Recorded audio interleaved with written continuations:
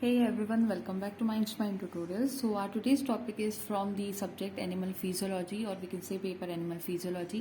And ये जो topic रहता है, अगर आप बीएससी कोर्स देखेंगे, एमएससी जूलॉजी कोर्स देखेंगे या फिर 11th-12th में भी अगर आप देखेंगे, फिर उसके बाद हमारे पास जो नीट स्टूडेंट्स होते हैं, नीट एस्पायरेंट्स होते हैं उनके लिए, और जो CSIR नेट लाइफ साइंसेज के लिए भी प्रिपेयर कर रहे हैं, उन सभी के लिए ये जो टॉपिक रहता है एनिमल फिजियोलॉजी, ये बहुत इंपॉर्टेंट रहता है. अब ये जो एनिमल फिजियोलॉजी है, इसमें हमें जो चीज़ें पढ़नी होती है वो किस तरह से हो सकती है: digestion, respiration, circulation, excretion, nervous system, reproduction, endocrinology, ये सारी चीज़ें जो रहती है वो एनिमल फिजियोलॉजी में होती है. सो अगर आप बात करोगे एमएससी जूलॉजी स्टूडेंट्स के लिए, तो कई हद तक उनके कुछ स्पेशल टॉपिक्स होते हैं जिन्हें वो एनिमल फिजियोलॉजी में पढ़ते हैं. लेकिन ओवरऑल बात की जाए, एक एनिमल फिजियोलॉजी टोटली हमें जो पता होना चाहिए, अगर हम जूलॉजी की बात करें या फिर अगर हम सिर्फ साइंस स्टूडेंट्स की भी बात करें, एक ओवरऑल एनिमल फिजियोलॉजी हर स्टूडेंट को पता होनी चाहिए. तो हम लोग उसके लिए एक नई सीरीज अभी स्टार्ट कर रहे हैं, जिसमें आज हम लोग डाइजेशन के साथ स्टार्ट करेंगे. और डाइजेशन में भी बहुत सारे पोर्शंस रहते हैं जो हमें पढ़ने होंगे. जैसे कि डाइजेशन में न्यूट्रिशन रहता है, देन स्पेशली डाइजेशन का पोर्शन आता है, एब्जॉर्प्शन होता है, मेटाबॉलिज्म रहता है जिसमें protein metabolism, nucleic acid metabolism, fat metabolism, ये सारे टॉपिक्स अलग तरीके से आते हैं. उसके बाद फूड स्टफ्स, थोड़ा बहुत वाइटामिन्स का पोर्शन. तो इनके अंदर अगर आप देखोगे, अगर एमएससी जूलॉजी स्टूडेंट्स की अगर हम बात करते हैं, तो उनके अंदर अगर आप देखोगे तो सिंपली टॉपिक्स आ जाते हैं. जैसे कि उनसे पूछा जाएगा कि डाइजेशन की एनिमल फिजियोलॉजी में पूरा डाइजेशन ना बताते हुए सिर्फ इतना बताना होता है जैसे कि मेटाबॉलिज्म को एक्सप्लेन करिए. इस तरह से उसमें से पोर्शंस आते हैं. लेकिन अगर हम मेटाबॉलिज्म को पहले समझना चाहते हैं, तो उससे पहले हमें प्रॉपर वे में फिजियोलॉजी पता होनी चाहिए. तो बेसिकली हम लोग एक एनिमल फिजियोलॉजी की सीरीज स्टार्ट कर रहे हैं. इसके लिए अगर आप प्लेलिस्ट चेक करेंगे एनिमल फिजियोलॉजी की, जो हम लोग बाद में प्रिपेयर करेंगे, वो आप चेक कर सकते हैं. So we are getting started now. और सबसे पहले हम लोग डाइजेशन के अंदर जिस चीज़ के साथ स्टार्ट करेंगे वो रहने वाला है न्यूट्रिशन. तो आज मैं जिस चीज़ के साथ इस डाइजेशन में स्टार्ट करूंगी वो क्या रहेगा आपके लिए? न्यूट्रिशन रहेगा. न्यूट्रिशन, क्योंकि मैं पहले आपके सारे न्यूट्रिशन के डाउट्स यहाँ क्लियर करना चाहूंगी. फिर हम न्यूट्रिशन के डाउट्स क्लियर करने के बाद आगे बढ़ते जाएंगे एक एक करके. डाइजेशन पे आएंगे, एब्जॉर्प्शन पे, मेटाबॉलिज्म, फूड स्टफ, विटामिन, सब के ऊपर. और ये हायर क्लासेस स्टूडेंट्स के लिए है स्पेशली. 11th-12th से लेकर जो स्टूडेंट्स हैं वो सभी इसको देख सकते हैं और इसके सारे कंसेप्ट यहाँ से ग्रास्प कर सकते हैं. एक बात और, अगर 9-10 के स्टूडेंट्स हैं तो ये उनके लिए थोड़ा सा आउट ऑफ द वे भी कह सकते हैं हम लोग, थोड़ा सा डिटेल टॉपिक रहने वाला है. तो हम लोग स्टार्ट करते हैं without a further ado now. सबसे पहले न्यूट्रिशन के लिए थोड़ा सा इंट्रोडक्शन देखते हैं.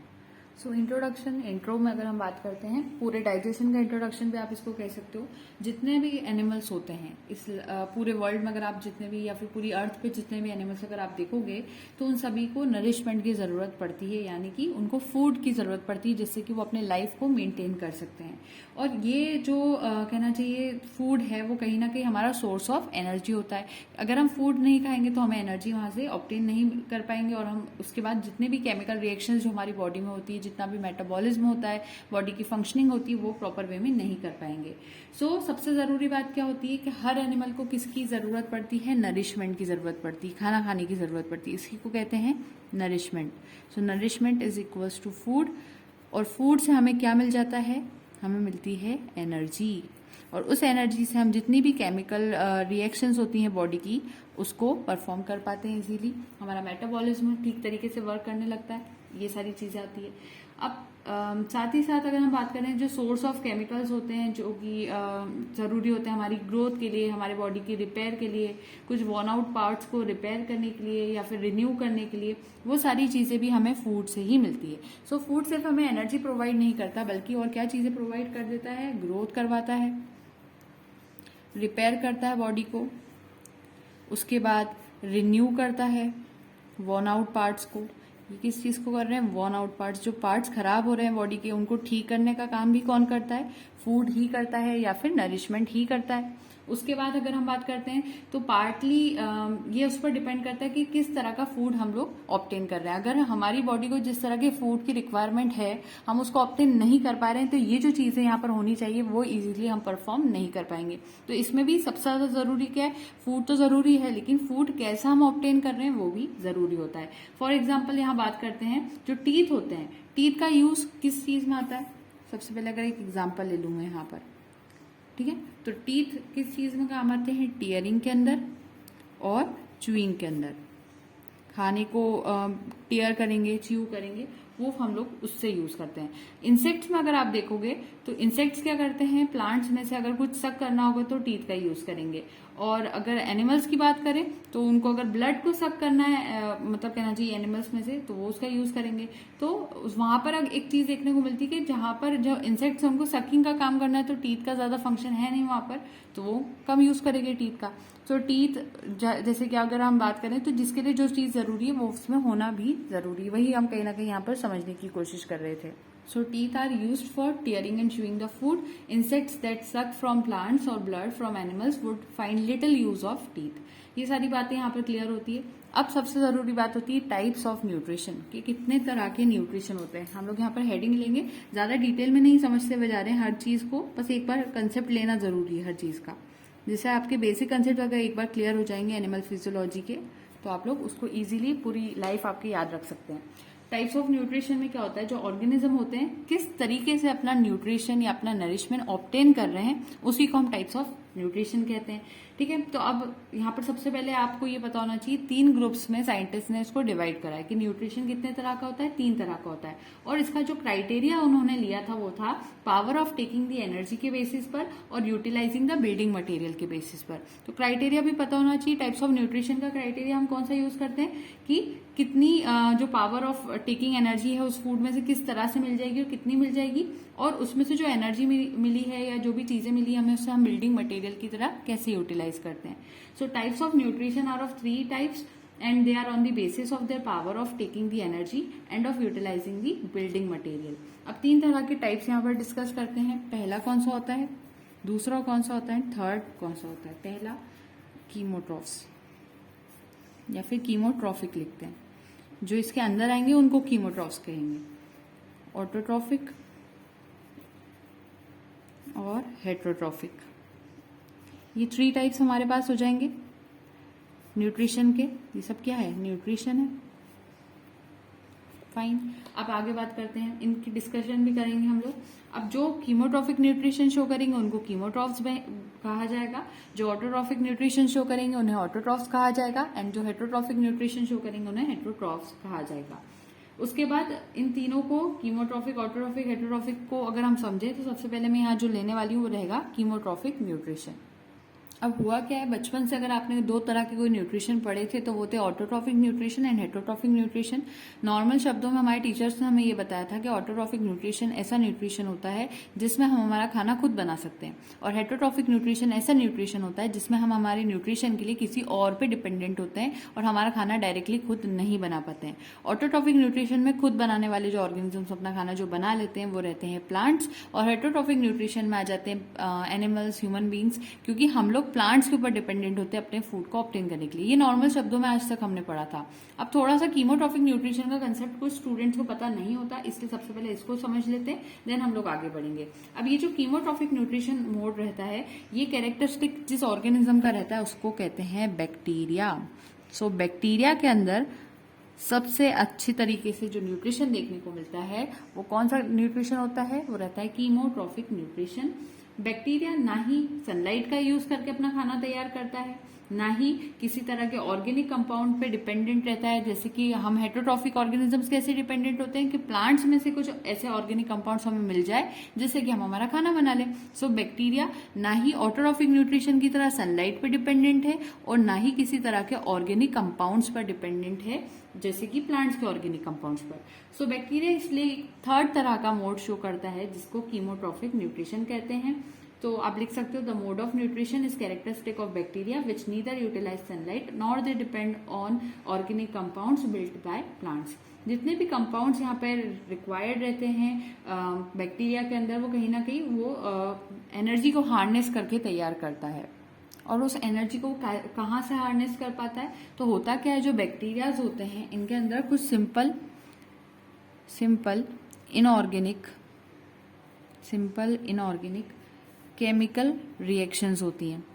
ठीक है, कुछ इनऑर्गेनिक केमिकल रिएक्शंस कह रही हूँ मैं, ऑर्गेनिक नहीं कह रही हूँ। अब इनऑर्गेनिक केमिकल रिएक्शंस के दौरान यहाँ से कुछ चीज निकलती है जिसको कहते हैं एनर्जी।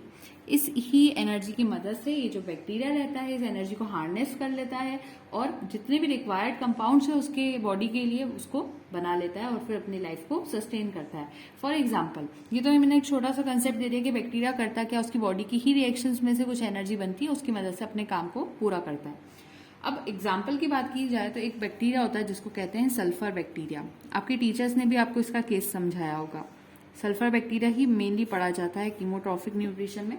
सो सल्फर बैक्टीरिया जो रहता है अगर आप उसको देखोगे उसके अंदर होता है एक रिएक्शन जिसको कहते हैं ऑक्सीडेशन ऑफ हाइड्रोजन सल्फाइड, जो H2S होता है।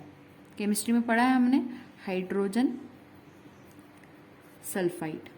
सो ये जो हाइड्रोजन सल्फाइड रहता है इसका क्या होता है, इसका होता है ऑक्सीडेशन ऑफ हाइड्रोजन सल्फाइड। जब ये चीज होती है और जो सल्फर होता है इन दोनों का ही ऑक्सीडेशन बेसिकली वो वहां पर करता है तो उसको बदल देता है वो सल्फेट के अंदर। और ये जो एक चीज उसने करी उसको एक बायोलॉजिकल प्रोसेस के थ्रू करा उसने, जिसके अंदर कार्बन डाइऑक्साइड और वाटर जो होते हैं वो वहां पर सिंथेसाइज होते हैं या साइड बाय साइड बन जाते हैं और उसके मदद से वो क्या करता है, वो जो एनर्जी वहां रिलीज हुई है उसको यूटिलाइज कर लेता है। तो सिंपल शब्दों में क्या हो रहा है कि सल्फर बैक्टीरिया क्या करता है, ऑक्सीडेशन, या फिर आप लिखिए sulphur bacteria bring about the oxidation of hydrogen sulphide H2S and sulphur, दो चीजों का ऑक्सीडेशन करता है and sulphur and turn them into, और उसको किस में बदल देता है, उसको बदल देता है सल्फेट के अंदर थ्रू अ बायोलॉजिकल प्रोसेस। ये एक तरह की बायोलॉजिकल प्रोसेस थी और इसके अंदर ये जब चीजें बनती है सल्फेट तो इसके साथ साथ जो चीजें यहाँ रिलीज होती है वो कौन सी रहती है, एक सेकेंड, वो रहती है एनर्जी। और ये जो एनर्जी रहती है इसकी मदद से वो CO2 को H2O को भी सिंथेसाइज कर लेता है और अपनी बॉडी के फंक्शंस इजीली परफॉर्म कर लेता है।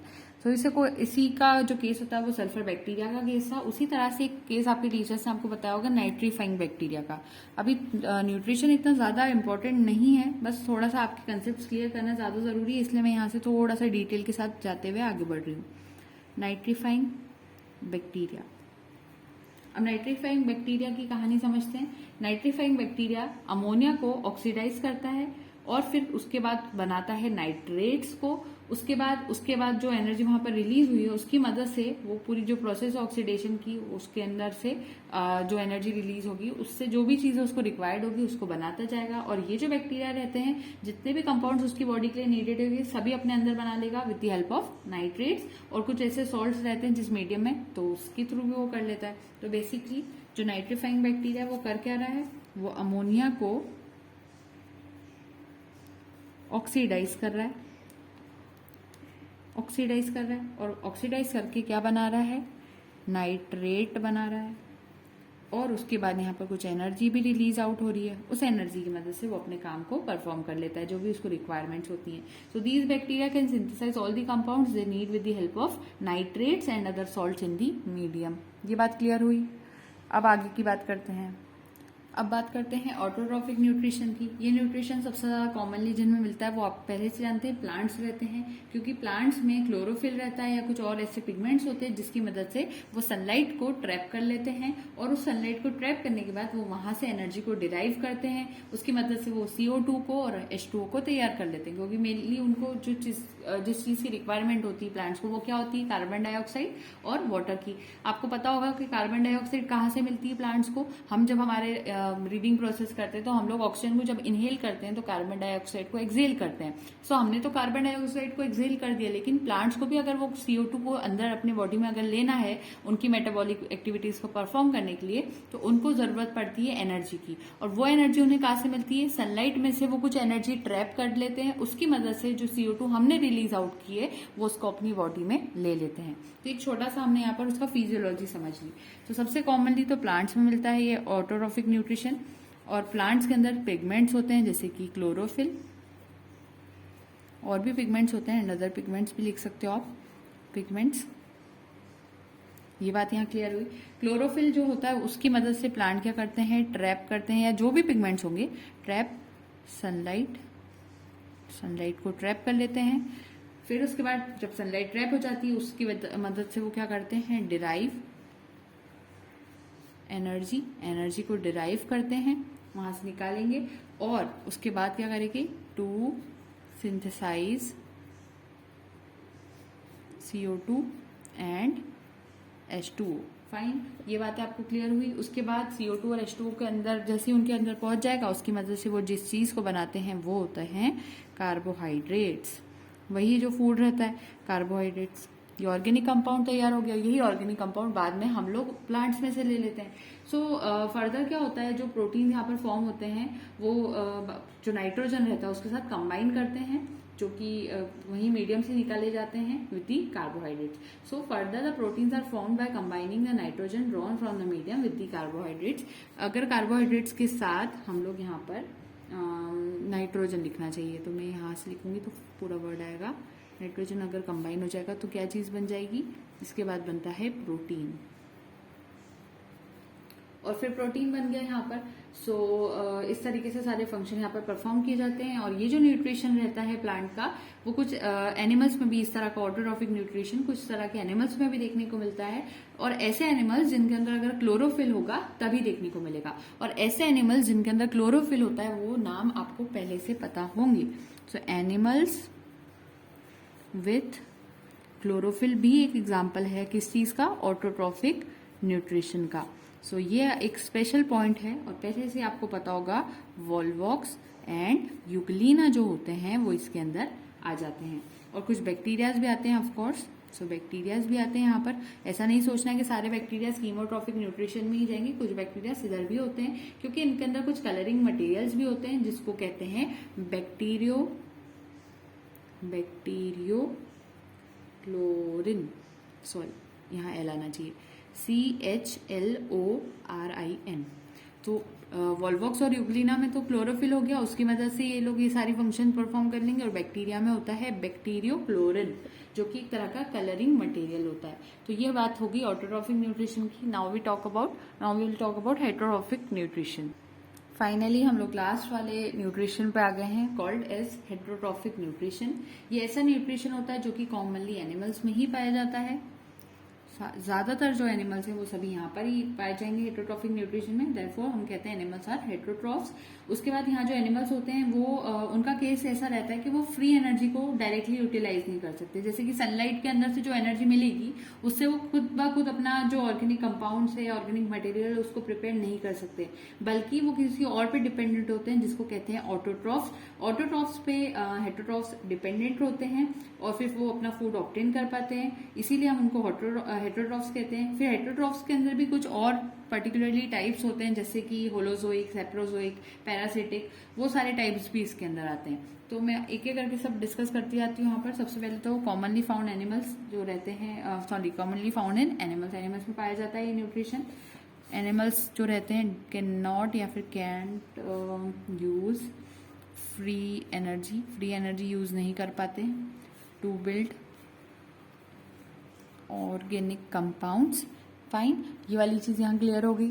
फिर उसके बाद दूसरी बात यहाँ होती है, इतनी बात यहाँ पर क्लियर हो गई। सो अब आगे की बात करते हैं। हेटेरोट्रॉफिक न्यूट्रिशन अगेन कुछ टाइप्स का होता है और भी डिटेल में आपने 12th क्लास में पढ़ा होगा। अगर आपने नहीं पढ़ा तो मैं एक अलग से 12th क्लास का वीडियो सेगमेंट बनाऊंगी नीट स्टूडेंट्स के लिए, अगर वो पढ़ना चाहते हैं तो। बेसिकली जो नीट में जहां से क्वेश्चंस आ जाते हैं उसके ऊपर। ये तो एक हम ओवरऑल सभी स्टूडेंट्स के लिए बात कर रहे हैं। तो हेटेरोट्रॉफिक न्यूट्रिशन में जो टाइप्स होते हैं, एक होता है होलोजोइक, एक होता है saprophytic, and the third one is parasitic. ठीक है। अब होलोजोइक ऐसा न्यूट्रिशन होता है जिसमें जो फूड रहता है, बेसिकली जो कॉम्प्लेक्स फूड मटेरियल होते हैं उसको सॉलिड और लिक्विड के फॉर्म में इनटेक किया जाता है। सो सॉलिड और लिक्विड फॉर्म में फूड का इनटेक होना, वो होता है होलोजोइक न्यूट्रिशन। माउथ और बकल कैविटी इन्वॉल्व होती है होलोजोइक न्यूट्रिशन में। फिर आती है बात सेप्रोजोइक न्यूट्रिशन की। सेप्रोजोइक न्यूट्रिशन ऐसा न्यूट्रिशन होता है जिसमें डेड और जो डिकेइंग मटेरियल्स होते हैं, यानी जो मर गई कोई चीज या कोई मटेरियल है जिसकी डेथ हो गई है, डिकेइंग मटेरियल है, और जो सिंपल इनऑर्गेनिक सॉल्यूशंस होते हैं वो डायरेक्टली एब्जॉर्ब कर लिए जाते हैं passively through the body wall. तो जो भी ऑर्गेनिजम्स यहाँ रहते हैं उनकी जो बॉडी वॉल रहती है, फॉर एग्जाम्पल ये बॉडी वॉल है, तो इस बॉडी वॉल से वो क्या करेंगे, जो इनऑर्गेनिक इनऑर्गेनिक सॉल्यूशन है और डेड एंड डिकेइंग मटेरियल है उसको एब्जॉर्ब कर लेता है। और इसमें जो एनिमल्स बेसिकली आते हैं सेप्रोजोइक न्यूट्रिशन है, उसमें आते हैं कुछ bacteria and protozoans. So bacteria ने यहाँ पर भी फिर से अपना नाम लिखवा लिया, बैक्टीरिया और प्रोटोजोन्स यहाँ पर आ जाते हैं। अब बात आती है पैरासिटिक न्यूट्रिशन की। तो पैरासिटिक न्यूट्रिशन ऐसा न्यूट्रिशन होता है जिसमें एक ऑर्गेनिज्म दूसरे ऑर्गेनिज्म पर डिपेंडेंट रहता है। पार्शियली भी डिपेंडेंट हो सकता है या फिर होली भी डिपेंडेंट हो सकता है, या तो पूरी तरह से होगा या आधे तरह से उसके ऊपर डिपेंडेंट होगा। और लिविंग मैटर रहता है और होस्ट रहता है। आपको पता होगा होस्ट और जो होस्ट रहेगा और उसका पैरासाइट रहेगा उसकी रिलेशनशिप मैंने पहले भी पढ़ाई है वैसे अपने चैनल पर, तो आप देख सकते हो। होस्ट पैरासाइट वाला जो कंसेप्ट होता है वो पैरासिटिक में आ जाता है। इसके एग्जांपल्स होते हैं liver flukes, ascaris, Plasmodium etcetera.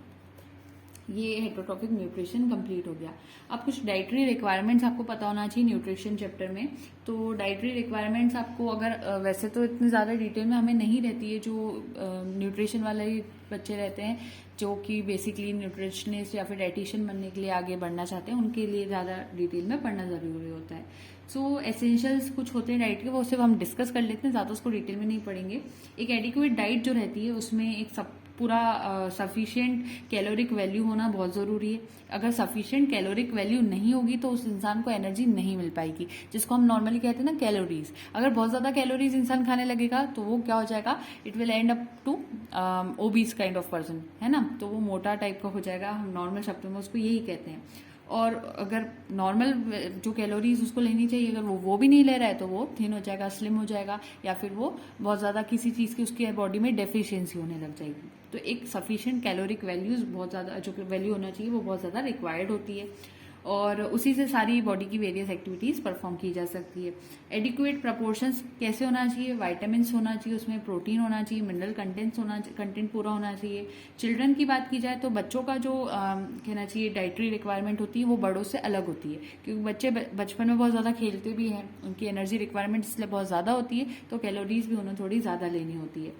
फिर उसके बाद अगर थोड़ी और स्पेशल रिक्वायरमेंट्स की बात करें तो जो फीमेल्स मेंस्ट्रुएशन पे रहेंगी उनकी भी डाइटरी रिक्वायरमेंट्स थोड़ी अलग होती है। प्रेग्नेंट फीमेल्स के अंदर भी ये देखने को मिलेगा। लैक्टेशन वाली जो फीमेल्स रहेंगी उनके अंदर भी उनकी जो डाइटरी रिक्वायरमेंट्स होती है वो थोड़ी अलग होती है। खासतौर पे इन सभी की डाइटरी रिक्वायरमेंट्स थोड़ी ज़्यादा होती है, चिल्ड्रन की, मेंस्ट्रुएशन फीमेल की, pregnant female and lactating mothers की। उसके बाद जो इलनेस वाले पर्सन होंगे यानी कि सिक पीपल होंगे उनको भी थोड़ी ज़्यादा ज़रूरत पड़ेगी, क्योंकि कोई बीमार हो गया है तो उसको और ज़्यादा कैलोरिक वैल्यूज़ की उस टाइम पर ज़रूरत पड़ेगी। तो मैं आपको यहाँ पर एक नॉर्मल रिक्वायरमेंट्स बता दूंगी जो कि आपको पता होना चाहिए। So here I found the table. दो साइंटिस्ट आए थे जिनका नाम था डेविडसन, और उसके बाद एक और साइंटिस्ट से, एक मिनट विजिबल नहीं हो रहा है, मैं उसको पहले एड्स कर लेती हूँ। डेविडसन और एक और साइंटिस्ट आए थे पैसमोर। यहाँ पर प्रॉपर विजिबल नहीं हो रहा तो हम यहाँ लिख लेते हैं पैसमोर का नाम PASSMORE। ये दोनों साइंटिस्ट ने ये टेबल दी थी जो कि आपके सामने इस वक्त मैंने शो की है। उन्होंने क्या किया था, उन्होंने कहा था कि जो एवरेज कैलोरिक रिक्वायरमेंट्स होती है, मैन लिखा गया है यहाँ पर लेकिन इसमें हम वुमेन की भी देखेंगे, यहाँ किलोग्राम होना चाहिए। 65 kgs और 55 kgs की फीमेल अगर है, इन दो वेट्स के लिए यहाँ पर बेसिकली उन्होंने एक टेबल दी थी और यहाँ एज उन्होंने शो की थी। उन्होंने ये कहा कितनी किलो कैलोरीज पर डे हमें लेनी चाहिए उस हिसाब से था। सो अगर 55 किलोग्राम्स फीमेल है 20 to 30 एज के अंदर तो उसको 2300 कैलोरीज या फिर किलो कैलोरीज लेनी चाहिए, और मेल अगर 65 किलोग्राम का है वहां पर 20-30 एज के अंदर बीच में 20 से लेकर 30 सालों तक तो उसको इतनी 3200 किलो कैलोरीज लेनी चाहिए। सो ये किलो कैलोरीज यहाँ पर शो की गई। 30-40 वालों के लिए, 30 से 40 वालों के लिए इतनी होनी चाहिए, 40 से 50 वालों के लिए इतनी होनी चाहिए, 50 से लेकर 60 एज वालों के लिए यहाँ से यहाँ तक होनी चाहिए, 60 to 70 के लिए इतनी होना चाहिए, एंड 70 से जो भी फर्दर डिटेल में जाएंगे उनके लिए इतनी किलो कैलोरीज होनी चाहिए। तो ये आपको एक छोटा सा टेबल है, वैसे आपको याद करने की जरूरत नहीं, जस्ट फॉर योर नॉलेज हमने यहाँ पर इसको पढ़ा है। ठीक है, तो एक टेबल तो हो गई, हमने देख ली यहाँ पर। अब दूसरी रिक्वायरमेंट्स की बात करते हैं चिल्ड्रन के लिए। तो चिल्ड्रन के अंदर जो कैलोरिक इंटेक रहता है वो बहुत अच्छे से होना चाहिए, क्योंकि उनको ग्रोथ करनी होती है, उनकी फिजिकल डेवलपमेंट हो रही होती है, और कंसिडरेबल एक्टिविटी जो रहती है उनके अंदर वो बहुत ज़्यादा देखने को मिलती है। तो इसी वजह से चिल्ड्रन के अंदर, खासतौर पर इन्फेंट्स के अंदर जो रहेंगे, तो उनको भी, इन्फेंट्स को भी अगर आपको पता होगा जो किलो कैलोरीज मिलनी चाहिए। यहाँ पर एक छोटा सा पोर्शन बना ही लेते हैं अलग से स्पेशल तौर पर। सो मैं कहाँ लिखूँ इसको, यहीं लिख लेती हूँ। पोर्शन तैयार कर लेते हैं इन्फेंट्स के लिए, थोड़ा स्पेशली बता रही हूँ। एक टेबल तो मैंने शो कर दी। इन्फेंट्स के लिए 703 किलो कैलोरीज रिक्वायर्ड होती है, वो भी रोज, जो कि उनके फर्स्ट 3 मंथ्स जो लाइफ के रहते हैं उसके अंदर उनको इतनी किलो कैलोरीज मिलनी चाहिए। फिर उसके बाद फॉलोइंग एवरेज रिक्वायरमेंट्स भी डेविडसन और पैसमोर ने ही दी थी कि चिल्ड्रन हर एज के अगर हैं। ये बातें 1966 की, जब डेविडसन और पैसमोर ने ये टेबल्स दी थी। उन्होंने चिल्ड्रन जो कि 1 से लेकर 19 ईयर्स एज के होते हैं, बेसिकली टीनेज तक की पूरी एज ग्रुप के लिए भी एक टेबल दी थी, वो भी आपको पढ़ा देती हूँ यहाँ पर। सो फॉर चिल्ड्रन उन्होंने ये टेबल दी थी, एज और ईयर्स यहाँ पर शोन है, 1 से 3, 4, 6, 7 to 9, 10 to 12, 13 to 15, 16 to 19 and kilo calories per day यहाँ पर मेंशन्ड है। तो ये टेबल उन्होंने दी थी चिल्ड्रन के लिए, चिल्ड्रन के अंदर। अब एक क्वेश्चन पूछा जाता है कि अगर प्रॉपर वे में जितनी कैलोरीज की हमें रिक्वायरमेंट है, अगर हम वो नहीं लेते हैं तो उसके बदले जो चीजें होंगी वो क्या होंगी। तो सिर्फ पॉइंट्स यहाँ पर मेंशन करूंगी, सुनते चलना है। Wasting of the body with marked loss of adipose tissue end of muscles. Body के अंदर जितने भी एडिपोज टिश्यू इकट्ठा हुआ है वो वहां से खत्म होने लगेगा, मसल्स का लॉस होने लगेगा, और बेसिकली होगा ये कि उसको एनर्जी डेप्रीवेशन महसूस होगा, उसको थकान होगी, कमजोरी महसूस होने लगेगी। बॉडी कंपोजिशन वहां पर अफेक्टेड हो जाएगा। हार्मोन और जो एंजाइम प्रोडक्शन है वो वहां पर रिड्यूस हो जाएगा। गर्ल्स और अगर विमेन में अगर हम बात करते हैं तो उनकी प्यूबर्टी डिले हो जाती है, उनमें एमेनोरोइया नाम की प्रॉब्लम होती है, जो कि एब्सेंस ऑफ मेंस्ट्रुएशन कहलाता है, यानी कि उनको मेंस्ट्रुएशन का एब्सेंस देखने को मिलेगा।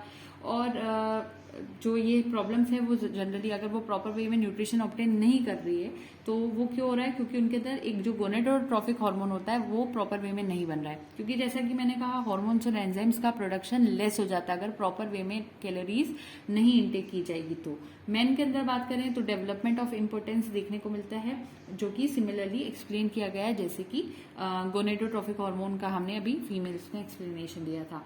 उसी तरह से जो बीएमआर होता है, जिसको हम बेसल मेटाबॉलिक रेट कहते हैं, वो भी रिड्यूस हो जाता है, partly owing to the smaller mass of active tissues and partly owing to the thyroid deficiency. यानी कि होता क्या, अगर बीएमआर रिड्यूस हो गया किसी ऑर्गेनिज्म का, किसी इंडिविजुअल का, तो उसका जो एक्टिव टिश्यू का मास है वो कम होने लगेगा, और जो उसकी थायराइड डेफिशिएंसी है वो भी वहां पर देखने को मिलती है।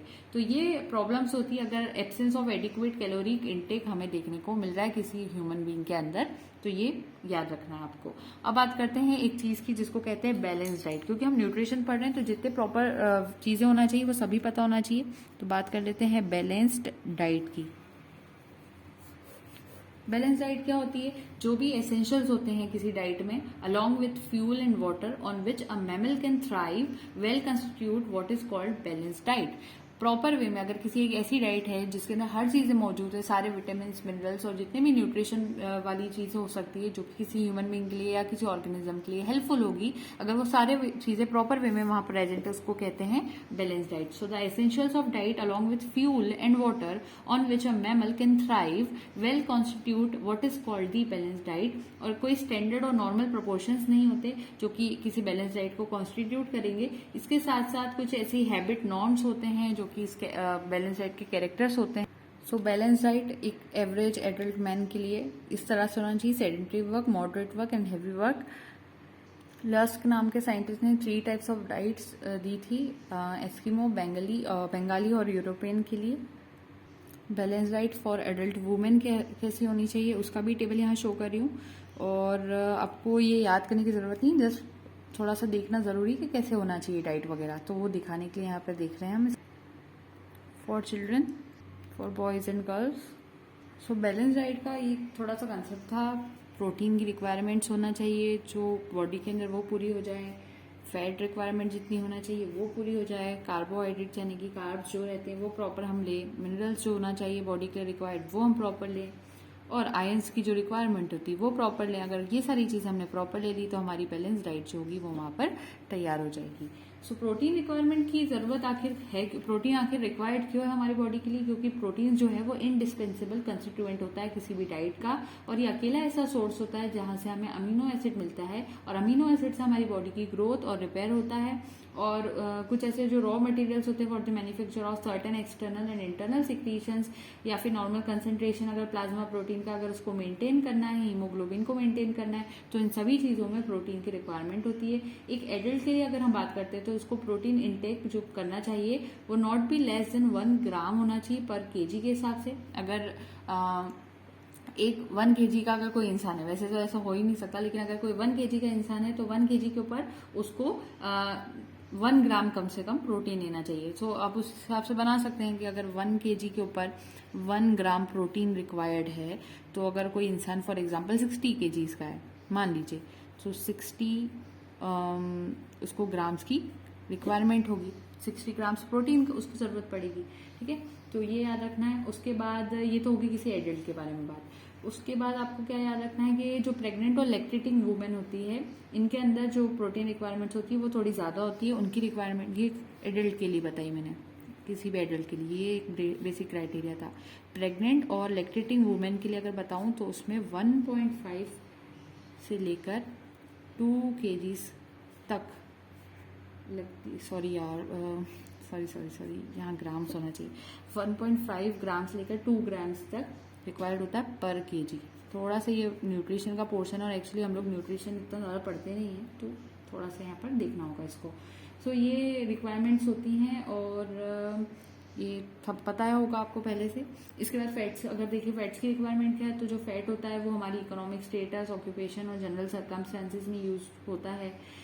नॉर्मल डाइट जो रहती है फैट्स के अंदर वो 3000 किलो कैलोरीज की अगर है, मान लीजिए 3000 किलो कैलोरीज की जरूरत है किसी इंसान को, तो उसके अंदर उसको कम से कम 75 ग्राम्स ऑफ फैट खाना चाहिए।